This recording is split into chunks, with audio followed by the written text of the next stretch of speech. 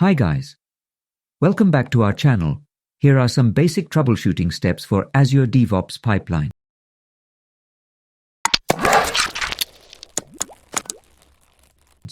Check pipeline configuration. Verify that the pipeline configuration file, such as YML or Classic Editor, is correctly defined. Ensure that all the required stages, tasks, and parameters are properly set. Review logs. Check the pipeline logs for any error or warning messages. Logs provide valuable information about the execution flow, failed tasks, and potential issues. Look for specific error messages or stack traces that can help identify the problem. Validate permissions. Ensure that the user or service principal executing the pipeline has the necessary permissions to access the required resources.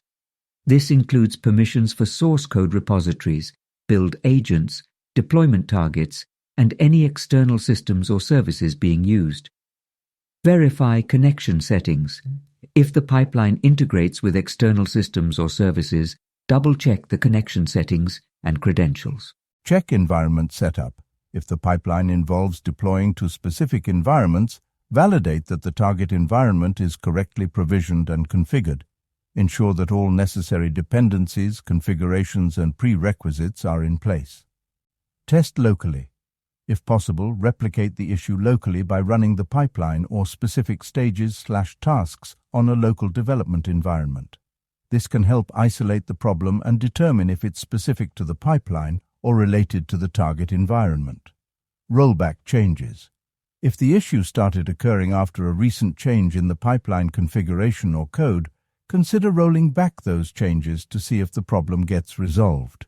This can help identify whether the issue is caused by the recent modifications. Seek community support. Reach out to the Azure DevOps community, forums, or support channels for assistance, sharing details about the problem, logs, and any troubleshooting steps.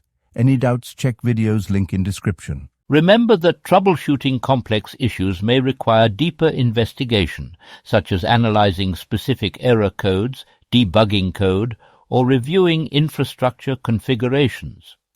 These basic steps can serve as a starting point to identify common issues and resolve them efficiently. I hope you can understand some key points in this video. If you like the video, give me a thumbs up and give me a comment if you have any doubts.